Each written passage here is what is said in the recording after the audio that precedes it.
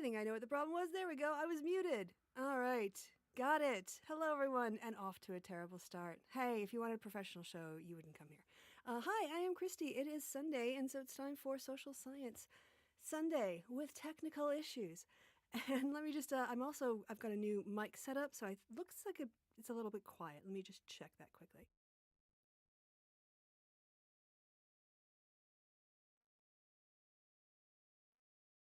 There, see, yeah, that seems a little bit better. All right, so I should have done this stuff before the show, but I can't really. Anyway, doesn't matter. Hi, how are you doing? I hope you're having a good Sunday. We are going to look at some more social science concept.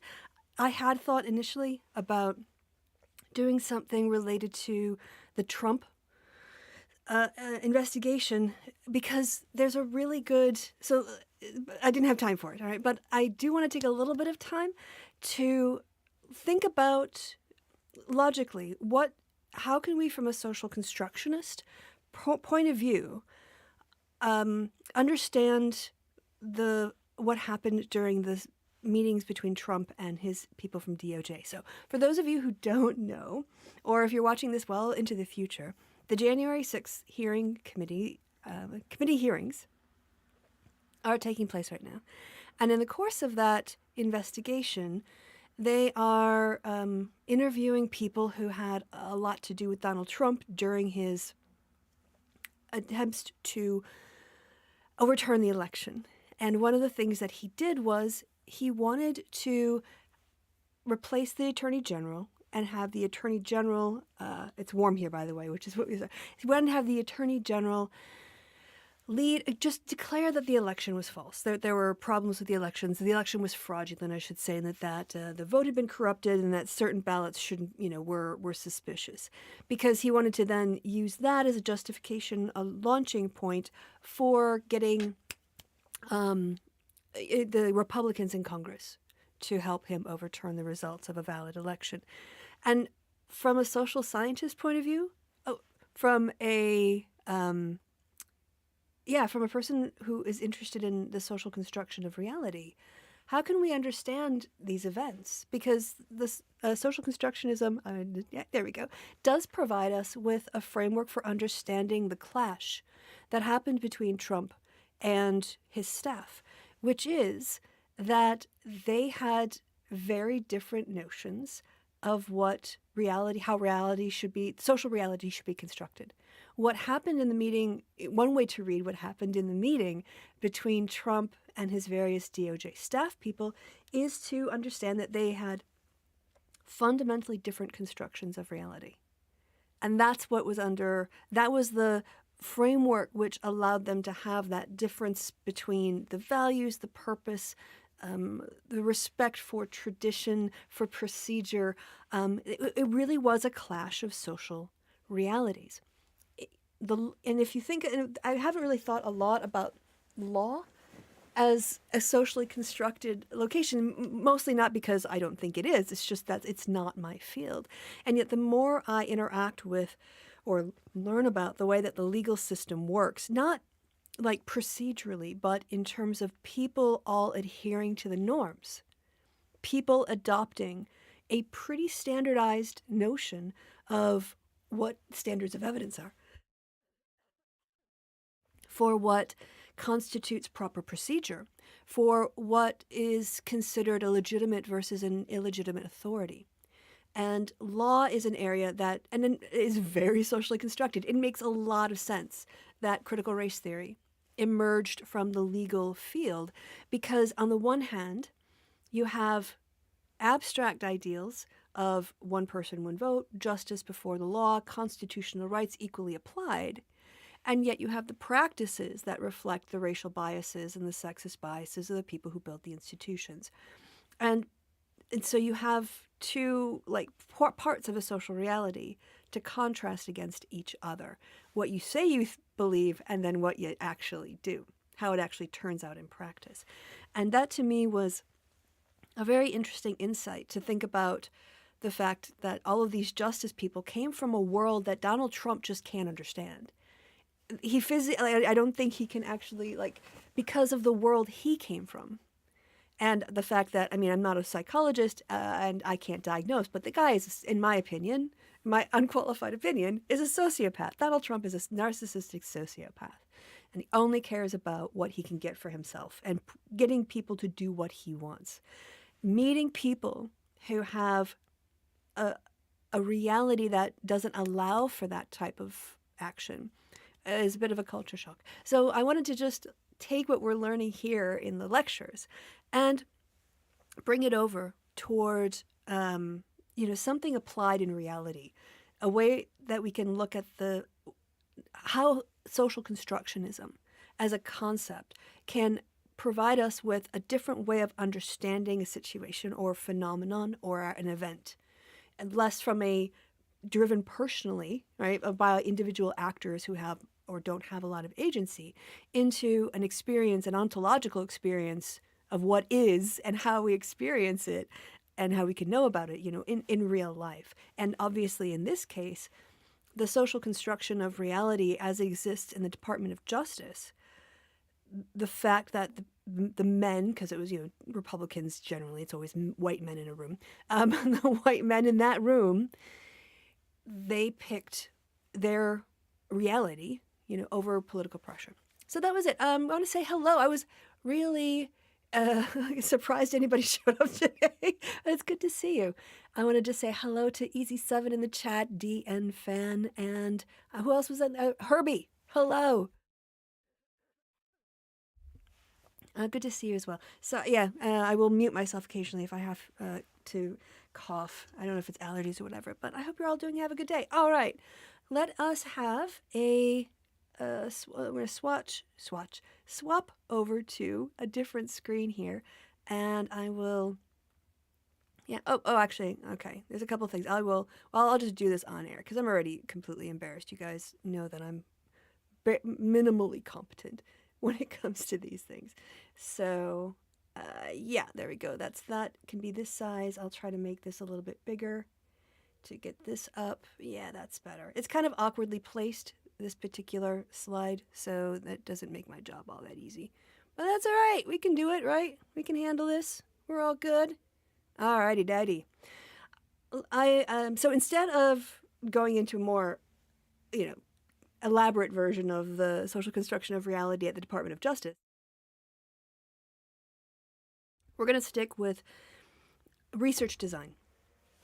Because, I knew it went back to the top, but I didn't want it to. All right. I want to continue on with laying some of the groundwork for qualitative research. And yeah, all right. So one of the things that doesn't come up a lot when we study quantitative research are critiques. There are some critiques that are covered in the course of a lecture series. However, I don't know that people spend enough time seriously engaging with the critiques of quantitative research. And that's not to say that quantitative research is not valid. It's just got some flaws that we have to be aware of if we don't want to misinterpret the data or overinterpret the data or in any other way rely on things in a way that is going to make us look bad because we got it wrong, right? And coming out of the Enlightenment, initially the men who were developing the philosophy that eventually underpins the philosophy of science, I guess we would call it a little bit naive, right, in terms of looking back now at how they perceived it. But one is this assumption that our senses are a direct perceiver of the world as it is, that our senses, and it's a little bit not like mirages and whatnot, right? But the extent, this idea that our senses can be relied upon, and also like are a neutral vehicle for the interpretation of sensory perceptions. I think that's more important. I think the way I described it last time was they weren't acknowledging that if you think about your brain as a mobile phone or something, that it comes preloaded with apps. Right. The apps don't, you don't build your own apps. Not everyone goes from scratch and builds their own apps, right? Your brain comes preset with some functions it's already going to do for you.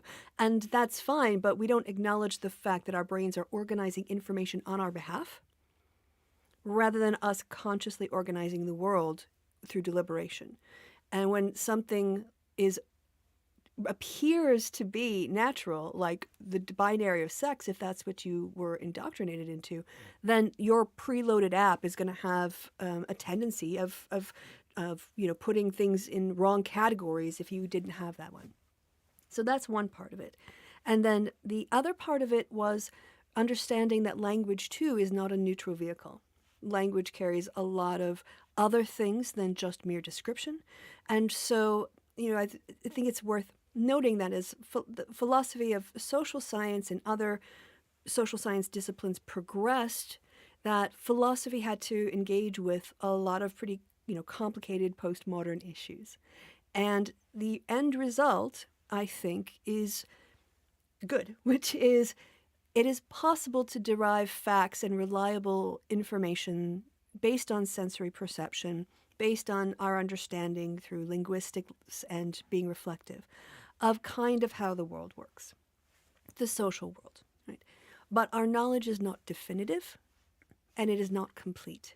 So we, like Bertrand Russell said, that the liberal mindset is always one of being tentative, of saying, well, this is my view based on the current evidence, but always being open to new evidence coming along and changing that view. Because at the end of the day, it's not your beliefs of how the world work that are impermanent or real.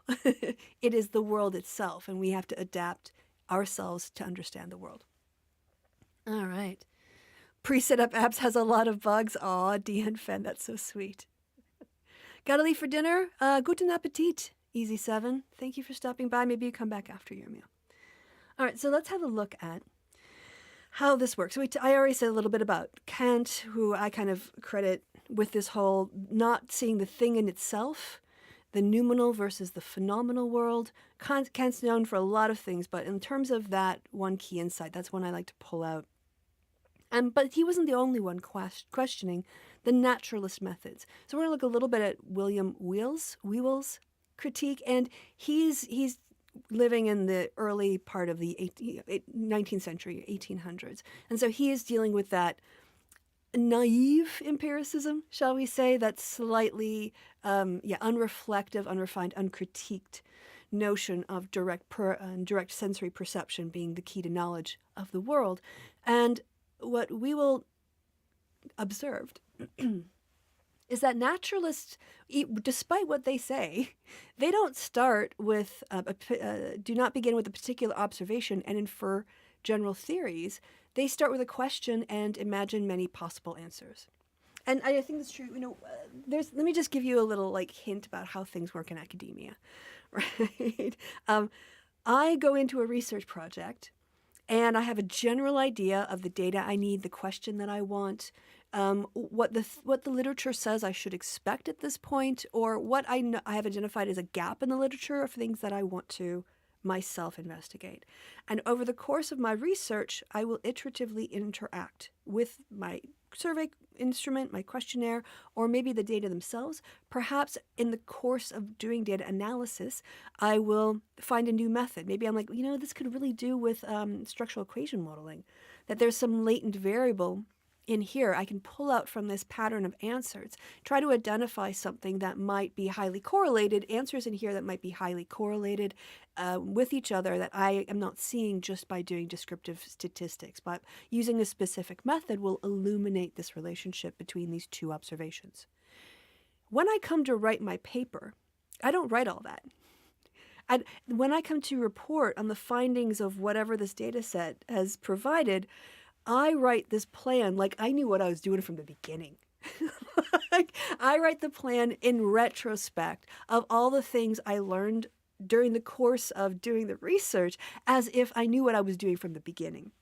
And it's not that I'm trying to lie. It's just I only have 7,000 words, right? And so you just start off in the study, we did this, we did that, we did that. And then sometimes you'll find after we found this result, we did these additional tests, which is probably either anticipating peer review critique or is a response to peer review critique at that point. And it looks really, really well organized, but it's a way more messy.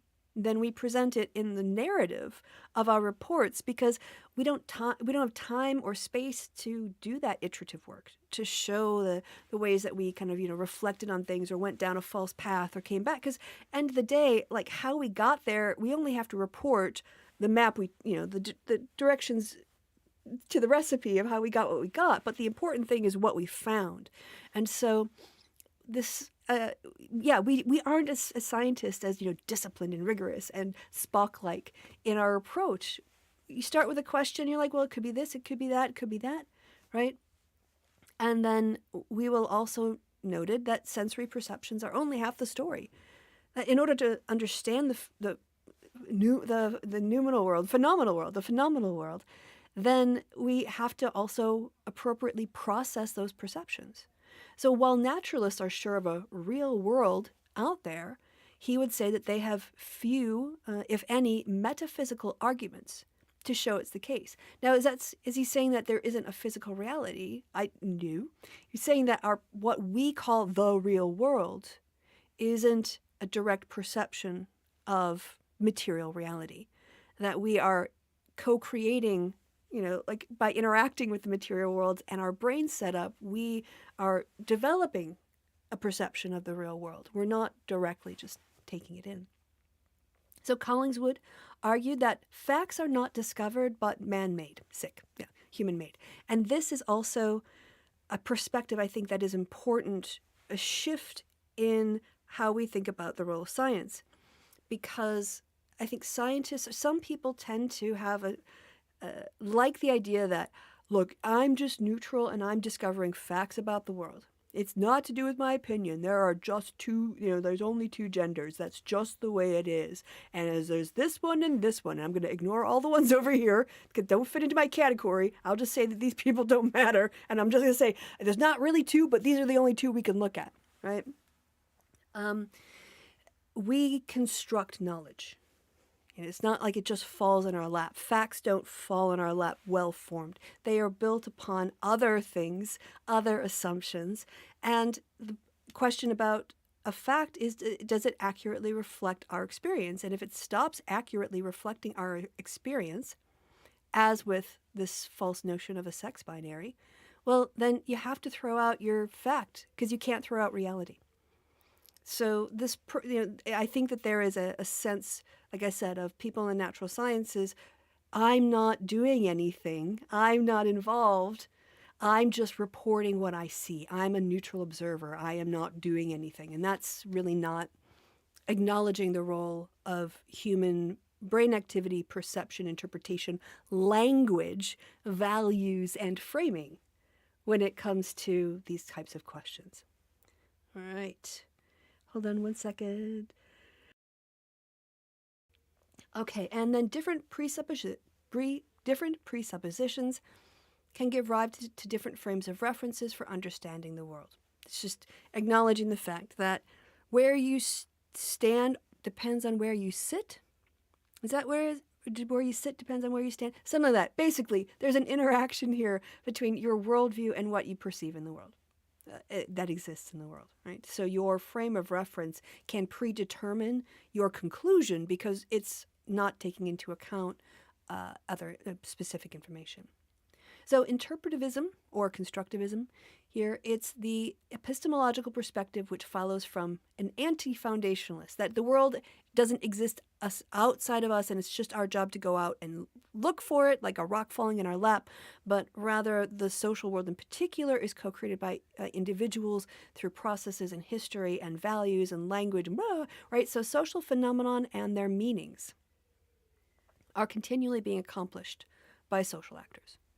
And in this perspective, the researcher is presenting a specific version of social reality, not social reality, right? So when we talk about lived experiences, the issue here is you are illuminating or putting a light on, bringing to people's attention an experience of social reality that has traditionally been marginalized from discourses because the people who live those realities have been excluded historically from those institutions. So, when people just complain about Black Lives Matter, lack lived experience, or women's lived experiences, what I think they find very threatening is the idea that anyone can be an expert on themselves. And they have valid information to provide. And you can have differing accounts of the same event, not because anyone is lying, but because there wasn't a true version of that event, like let's say a protest. You have people on multiple sides.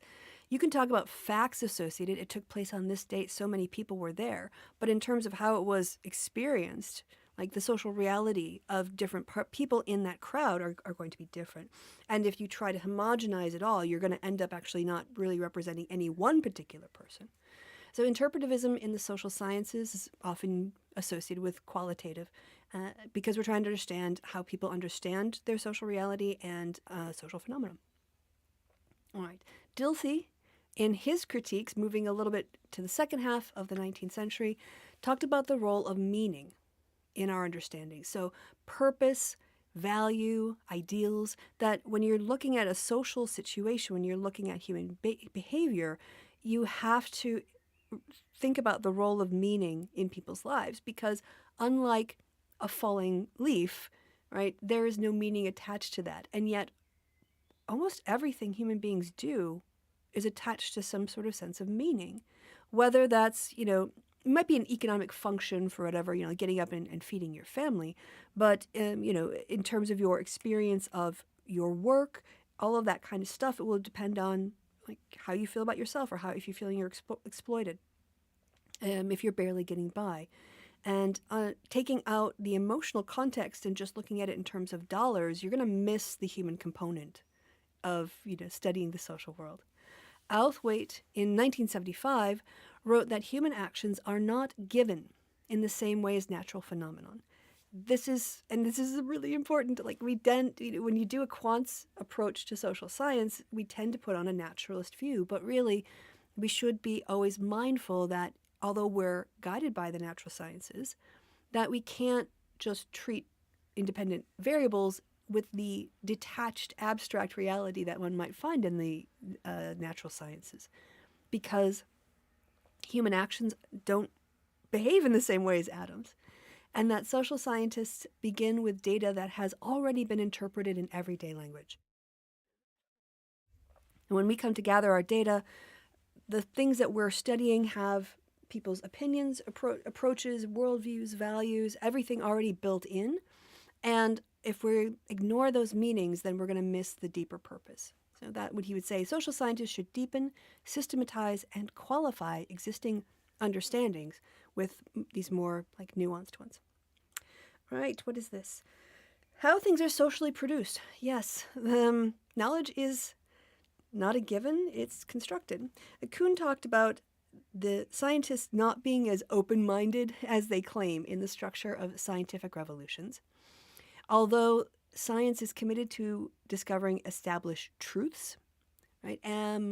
They also are, have a certain level of comfort, emotional comfort in knowing how the world works. And when things break down, this sends them into an uncomfortable position, and they're human like the rest of us. So if there's a dominant paradigm of how the world works and that breaks down, then you start producing inconvenient facts. People get upset. There's pushback. Then there's an entire iterative back and forth. And some people can get quite narrow-minded in their approach because they are emotionally attached to an answer, not because it's the best answer available. And the example, obviously, is quantum theory. If you know the story behind that, there were a lot of deterministic, atomistic physicists who just rejected the notion that that the universe was built on probabilities, not uncertainties. And yet now we know better than ever that it is. So society is pools of knowledge, right? And this is a reflection on how we get our information. We will thought that facts, arguments, and ideas do not always originate with the individuals. They are sustained and maintained by social relationships. Think about people being brought up in a particular religious faith. Right? The reason why their worldview exists the way they do is not because this individual generated their own sense of God and all this. They were raised in it. And most people, including you right now, you're not obtaining this knowledge by studying the social world directly. You're learning it from me.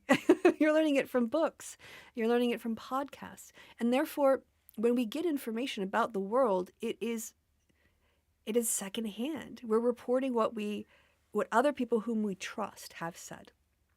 That's how most knowledge is transmitted. We're not individually verifying these results. We end up trusting people who have an expertise to be honest with us, and then we use that pool of knowledge as reliable to go forward. So he thought that knowledge is obtained by consulting a pool of available knowledge produced, and then it's maintained and carried forward by the members of the society around them.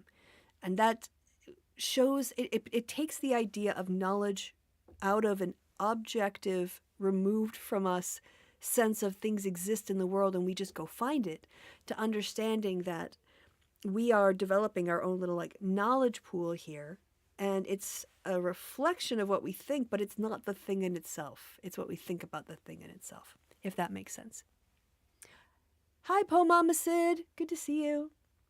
All right, well, that's that. Okay, then the last thing I want to cover today is, how do you do qualitative research? We talked a bit about the idea of text and talking to people. We discussed even ethnography last time, but I want to be a little bit more systematic as to what it is that qualitative research design would involve, because you're probably quite familiar with the quants approach, and we talked a little bit last time about how there is a similar structure with qualitative research. However, there's no hypothesis testing. The data analysis is far more iterative because you have to go, unlike in the quants side of things, you kind of like, you get your data, you do your experiment, you make sure you don't screw it up, maybe you run some other tests, but then you present your results.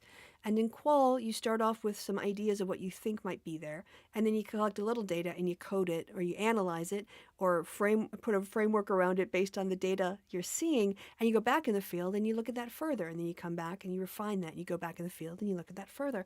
And rather than it being sort of like a one-off, it's an interactive process where you're trying to make sure, if you're doing exploratory, like you want to make sure that you're getting all of the relevant concepts for the phenomenon you're interested in researching. All right, so a research design, and so all these words have like special, implications, and I do try to be very precise in my language. So when I talk about a research design, I'm talking about the entire process of research from start to finish. And that is, what are going to be my questions, or what is my question? Who are the appropriate people to ask? How am I going to collect the data? How am I going to analyze the data? How am I going to present the data? How am I going to deposit the data? How am I going to ethically obtain the data? Right? And so the research, when I say research design, I'm talking about this whole thing from start to finish. When I talk about study design, the study design is, how do I get the data that I need? Not how do I answer the question that I have. Research design answers your overall research questions. Your study design is the structure upon which you will collect the data to answer your research question. So the study design, in this case, let's say it's focus groups, then there are some things that you know about focus groups. You understand that you need a certain minimum number of people to participate, and that you have a limited amount of time, so you'll have to develop a certain schedule. You'll want to do focus groups because you don't only just want people to talk, but you want to see what happens when they interact. Because if you didn't, you'd just do interviews, right? So these specifics of data collection, the method of data collection, will be unique to the research question. And yeah, it's just important not to conflate, I think, the words research design and study design. Because the study design, it's like the lifeboat in the ship, right? The study design is the boat and the research design is the ship. So the study design goes in the boat, or the boat goes in the ship, but the ship can't go in the boat. When it comes, as I said, to qualitative research design, it's not a linear process, even if it looks like one when it is written up. You have generally a question. You always need to do the relevant research on the existing literature. And I think you can go into qualitative research being completely open to what is going to be found. But honestly, if you have an idea of what you're particular and interested in looking at, it's going to be way easier. Specific is terrific, right? And if you have a big open-ended question, you're like, I'm just going to collect data and see what happens. Well, at that point, you've got so much data. How are you going to decide what's important?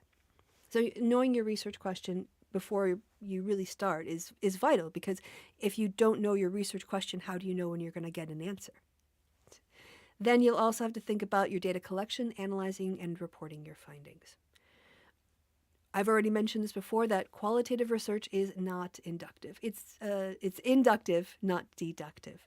It is data-led, not driven by theory. It is informed by theory, but qualitative research is data-led. And at the end of the day, what is the main focus is what can be supported by the data that you bring. Theories are formulated in the field, not in the library, or not only in the library, and that reflects the fact that, when you do a quant's data collection, let's say it's a survey or an experiment, it's kind of a one-off thing. You will, in your questionnaire, probably have anywhere from maybe 60 to 120 questions, depending on how much time you're paying people for. If it's a 5-minute survey, obviously it's going to be way fewer. Or if it's a 30-minute survey, which is a higher quality one, you'll be able to collect more data. But you have to have all your questions preset, all your answers preset. Everyone has to receive the stimuli in a very similar way to be comparable. And you put it all out into the field, let's say like with internet surveys, they put it all out in the field they usually try to get like a 70% response rate in their panels, usually, in order to have a sufficient amount of data to study. And you get all your answers back within 48 hours. Boom, that's it. Your data collection is done. Because you've just mailed out to 500 people or 2,000 people or 10,000 people. That's it. Like, this is your data. You can't do any more with this because you probably don't have the money or the time to redesign a new questionnaire. You've got to get it all right on the front end. Whereas qualitative research, if you find something that you hadn't even considered, you could drop your whole research project and direct your question now to answering this thing you found midstream, because it is iterative and it's not that kind of one-off thing. Hey, welcome back, Easy. I think that's what I just said, yeah, about quants.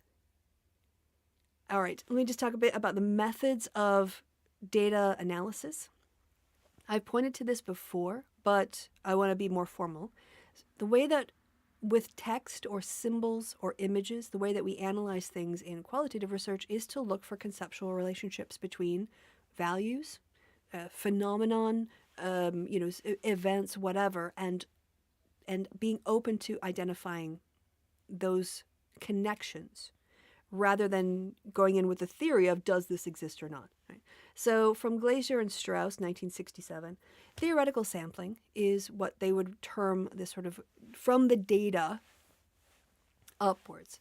It's the process of data collection for generating theories, whereby the analyst jointly collects, codes, and analyzes his data and decides what data to collect next and where to find them in order to develop his theory as it emerges.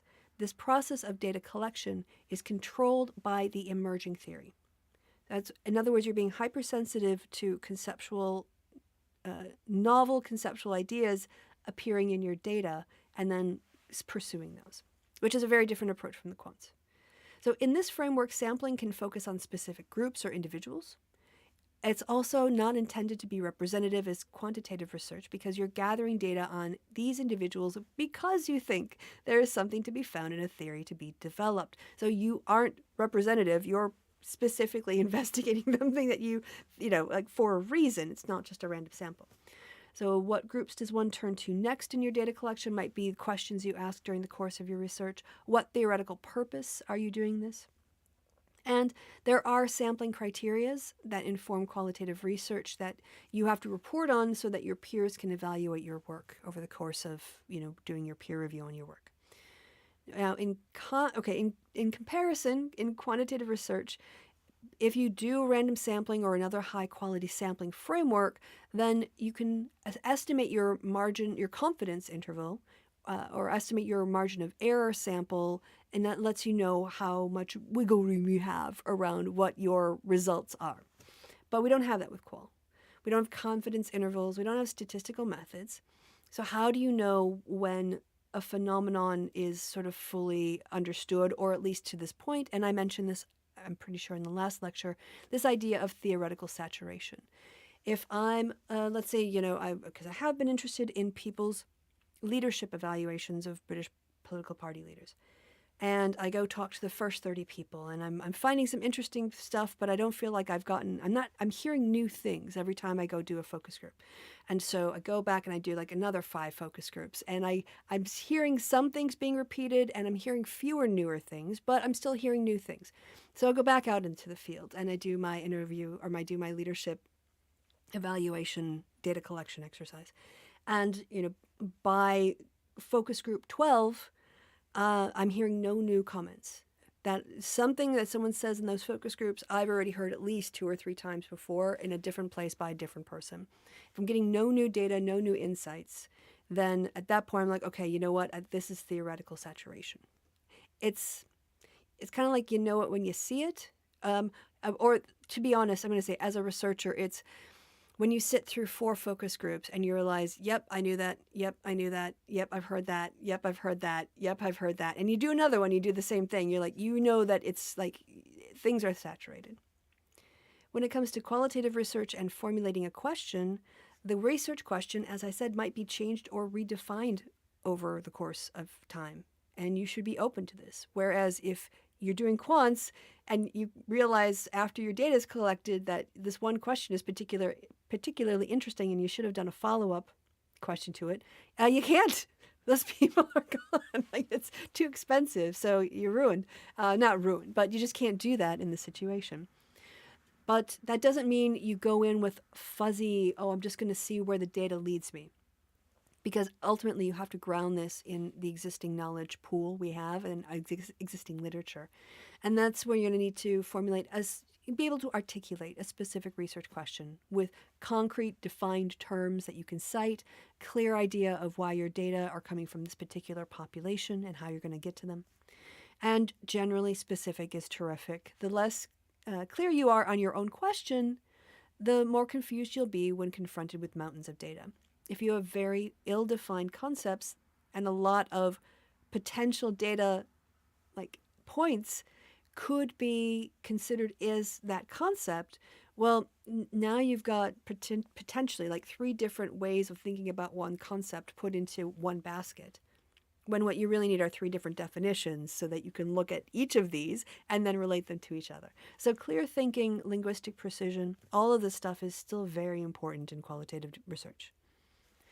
When looking at your questions and your data and analysis, you should ask, what kind of questions will produce the data that you're interested in? What kind of data will determine the kind of... So the questions you ask, I haven't read this slide in like years. The questions you ask will influence the kind of data you produce. And we know this from quants too. There are recency effects. There are bias effects. If you get positive, negative, like framing effects that you can do with questions in order to that have the effect of producing answers more in one direction than another. So thinking about the questions you ask, if you do focus groups, for instance, if you do focus groups questions, you're gonna get a wider swath of data, but it won't be as deep. And if you do interviewing kind of questions and follow-ups and probes and you're really getting into an individual's perspective, you're going to have a lot of stuff to work with, and it's going to be, very well covered. It's going to be thick, rich description for that one person. But then how are you going to translate that to other situations?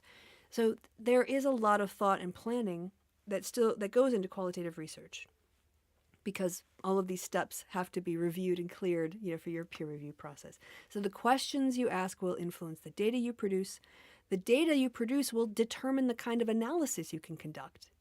If you want to conduct, narrative analysis about how people structure stories in their accounts, but you never ask a single question that requires them to tell a story, well, then that form of analysis is not available to you because you don't have the right data to do that thing. So thinking about how you're going to analyze the data is you have to do that when you're asking the questions, developing the questions.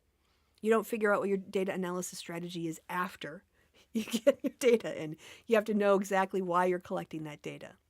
So in a qualitative research structure, you have a question, you do some background reading, you identify some people based on your question that you could start getting you those answers. You collect your data, and then you don't just collect your data blindly. As I said, you interpret it. You do conceptual work. You identify new ideas, or you redefine your definition based on new situations. And then you go out and collect more data, and you do more refinement. And so qualitative research, yeah, it's pretty text heavy, and it's a lot of work, but that is slogging through that data that allows us to identify new things. So the circular nature of qualitative data means that your data collection can be extended over months or weeks. You can also change your questions in the middle of your research, which you can't do with quants. And that if you find something new, a new phenomenon mid-study, you can shift. You have the flexibility to put more attention into that, also something you can't do with quants. And let's see, you might need to collect a significant amount of data in order to substantiate your claims. So one person using a concept isn't sufficient. You have to be able to, again, reach that theoretical saturation where you're hearing it, not again and again and again. Another way that qual is different from quants is how we think about coding stuff. Because in quants, there's a tendency to want to put open-ended responses or to put things into very clear categories. For instance, if you ask what people's most important problem, you say, what is the most important problem facing your country today? They will then maybe go on a 15-minute or 5-minute or a 2-minute discussion where they're just freestyling it. They're just riffing it. They're probably thinking back to what they saw on the news. Maybe they have a personal pet peeve that they're going to go out on a rant about.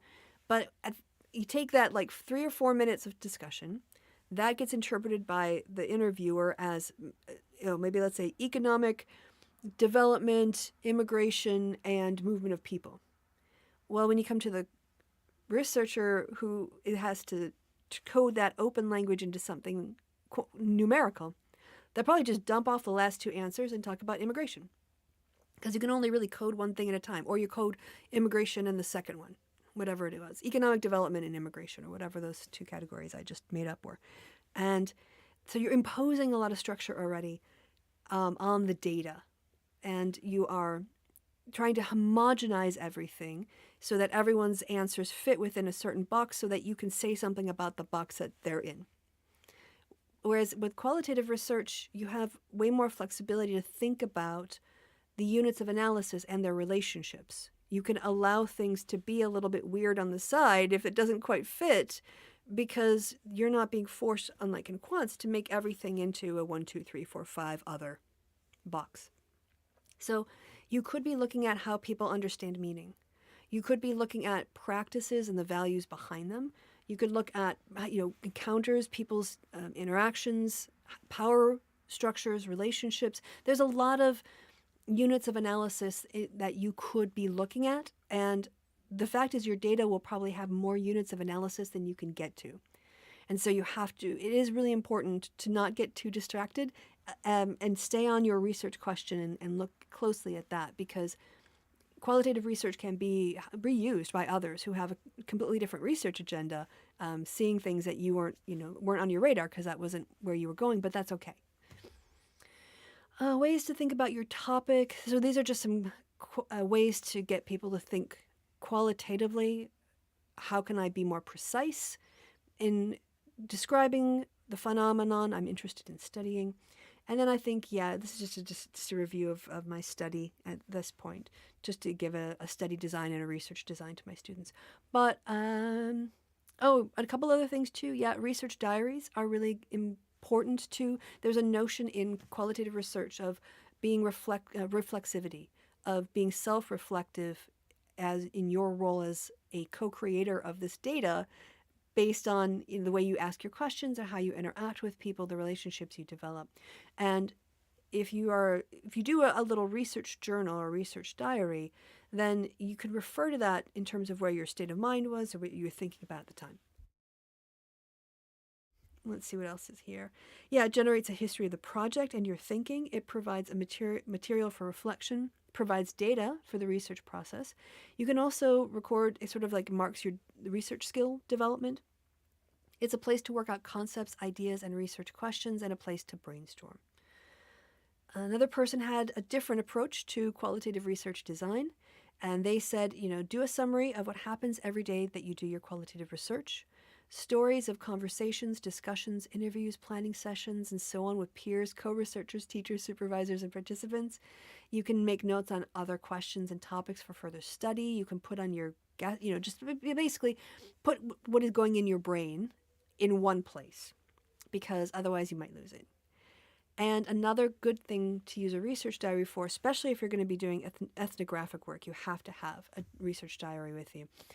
Do observations, write up your field notes, your progress reports, your research proposals. A diary, again, is a good place to keep your ideas when they are fresh in your mind. And when you can go back, you can reflect on your practice, performance, your behaviors, how you felt or how you acted as a researcher, because this all might be important data to include in the end of your report. Right. So I think, that's about it. So that is kind of like approaches to qualitative research. I don't really know. I guess I can, hold on, let me go to my other window now. There we go. Hey, how you doing? Good to see you. All right, I'll put you there. I'll put you right there. That's it. Yeah, I guess what we can do is I can take any questions, although this is sort of self-evident stuff. It's not that difficult to, once it's explained to you, I should say, it's pretty self-evident. You're like, oh, I probably wouldn't have thought of that on my own, but now that you say that, it does make sense that I would do that as a qualitative researcher. So I will give the live chat a little bit of time to write up any questions. You had to, your comfort hoodie was too hot. Yes, it is summer. I am wearing my hippie, shirts now and my very loose clothing because, what is it? It's only 70 degrees now, but it has been getting up into the 90s. All right, I think that's kind of getting to be about it, y'all. I think we've pretty much covered everything I wanted to cover today. So, one thing I can tell you perhaps is what we're going to be doing next. If I go back to, this is a real pain in the butt. Oh, it's not as mine because you can't see the page anyway. So that's good. I'll just go up to the top. Page up. See what next week's lecture would be on. Let's have a pick. I think it might be ethics. I think it is a really good idea to discuss ethical requirements in research and why it's important, and also how data protection has become increasingly a part of ethical practices. So yeah, let's go research ethics with an emphasis on qualitative research, because it does have unique ethical demands that you don't find from surveys. Still trying to get your survey. How does the qualitative research go about demonstrating things in the real world practically? All right, that's a good question, Easy 7.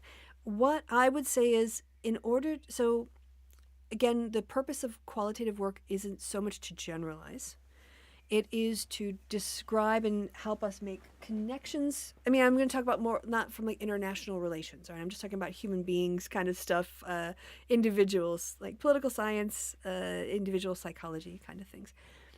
But the purpose of qualitative research, from my perspective, is to be that theory generation source. And so let's say, in the course of our research, we found that while participants talked about voting tactically in our focus groups in 2010, on the other side, we found an inverse relationship between strength of party identification and actual tactical voting. So that means that if someone said, I'm thinking about voting for the Lib Dems, I'm Labour, I'm Conservative, but I'll vote for the Lib Dems in this election to keep the Tories out or to keep Labour out.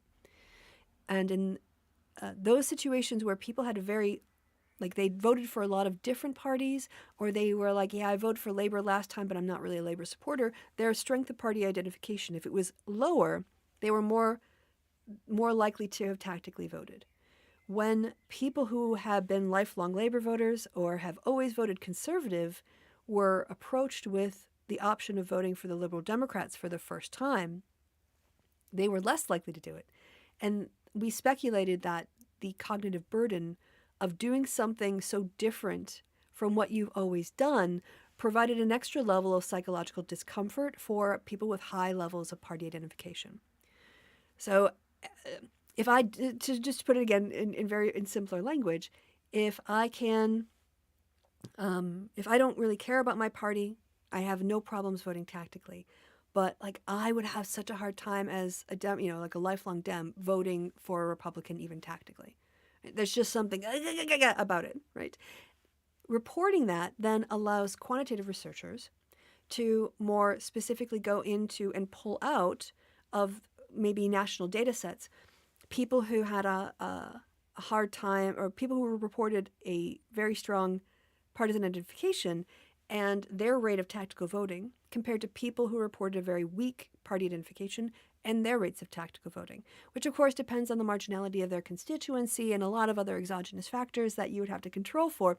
But the point is that putting out there a data-led, data-based reason for thinking there's a relationship between party identification and tactical voting that we've not explored empirically would be the contribution. And then it would be up to the quants people to come and test that hypothesis. Maybe political psychology would come along and do experiments, for instance, to get a more nuance. You might start with survey data just to see if you can find a similar pattern being produced, before you even knew there was supposed to be this supposed relationship. And then you could develop more further by going and doing experimental work in the labs, for say.